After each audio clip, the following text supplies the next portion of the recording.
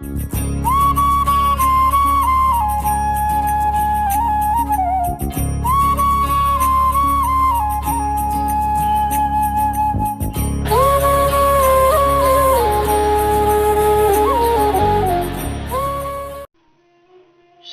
गणेशाय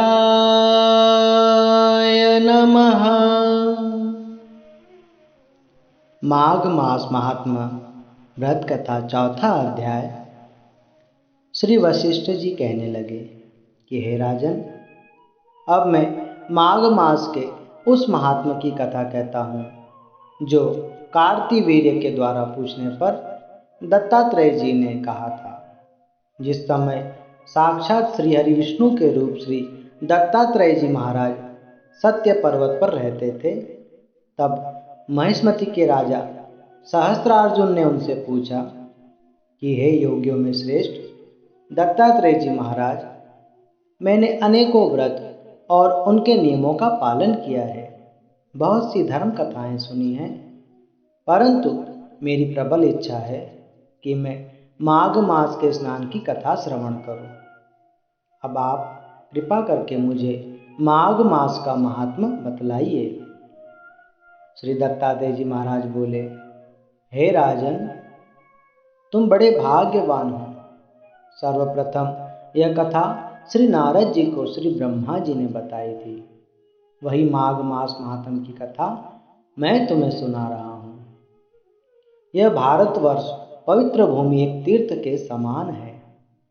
जिस जीव ने इस कर्म भूमि में जन्म लेकर माघ मास का महीने में व्रत न किया हो, स्नान न किया हो, तो उसका जीवन ही व्यर्थ है। वह जीव मानो ऐसा है जैसे बिना सींग के, बिना पूंछ के समान पशु हो। भगवान की प्रसन्नता के लिए, पापों के नाश के लिए और स्वर्ग की प्राप्ति के लिए माघ मास का स्नान अवश्य करना चाहिए।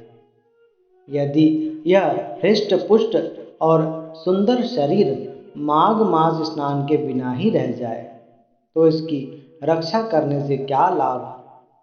जिस प्रकार सूर्य के बिना आकाश, चंद्रमा के बिना नक्षत्र तथा जल के बिना नदी शोभा नहीं प्राप्त करते, उसी प्रकार माघ मास में स्नान के बिना सत्कर्मों की कभी शोभा नहीं होती। जप, तप, व्रत, दान और तीर्थ करने से भी भगवान इतने प्रसन्न नहीं होते हैं जितना माघ मास में स्नान करने से वे प्रसन्न होते हैं। ऐसे जीवों की भगवान में प्रीत बढ़ती है और उसके सभी पाप दूर होते हैं और वे स्वर्ग की प्राप्ति करते हैं। इस नाशवान देही का अभिमान करना व्यर्थ है। 5 तत्वों से बना यह शरीर रूपी जो पुतला है, एक ना एक दिन काल का ग्रास अवश्य बन जाएगा। इसलिए प्यारे, किसी भी प्रकार से अपने मन में, अपने जीवन में अभिमान नहीं आने देना चाहिए और निरंतर अपने मन में प्रभु का नाम और शुभ कर्मों का ही चिंतन करना चाहिए और शुभ कर्मों का कभी त्याग नहीं करना चाहिए।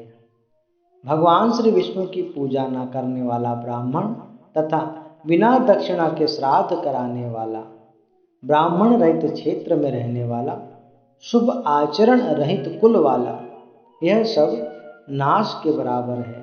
इनका नाश और पतन जल्दी हो जाता है। जिस प्रकार वेद न जानने वाले को दान देना, संसार में नास्तिक मत ग्रहण करना, बिना श्रद्धा के कोई धार्मिक कार्य करना, यह सभी व्यर्थ हो जाते हैं। उसी प्रकार माघ मास में स्नान के बिना मनुष्य का जीवन जीना भी व्यर्थ है। जो ब्रह्मघाती है, सोना चुराने वाला, मदिरा पान करने वाला, गुरु पत्नी गामी, इन चारों की संगति करने वाला माघ मास में स्नान करने से ही पवित्र हो जाता है। माघ मास का जब स्नान करने का समय आ जाता है तो सभी पाप अपने नाश के भय से कांपने लगते हैं। जैसे मेघों से युक्त होकर चंद्रमा प्रकाश करता है, वैसे ही श्रेष्ठ मनुष्य माघ मास में स्नान करके प्रकाशमान होते हैं। मनसा, वाचा, कर्मणा या काया से किए हुए छोटे या बड़े, नए या पुराने सभी पाप इस माघ स्नान से नष्ट हो जाते हैं। जिस प्रकार जन्म जन्मांतर के अभ्यास से ही आध्यात्मिक ज्ञान की प्राप्ति होती है, उसी प्रकार जन्म जन्मों के अभ्यास से ही माघ मास स्नान करने की मन में रुचि जागृत होती है। यह बड़े से बड़े अपवित्र को भी पवित्र करने वाला सबसे बड़ा तप है और संसार रूपी कीचड़ को धोने की एकमात्र अनमोल वस्तु है। जो इस मनवांछित फल देने वाले माघ मास में स्नान नहीं करते, वह संसार के सुख भला कैसे प्राप्त कर सकते हैं। श्री दत्तात्रेय जी महाराज कहते हैं कि हे राजन, मैं तुम्हें इसी बाबत एक इतिहास कहता हूँ, तुम ध्यान पूर्वक सुनो।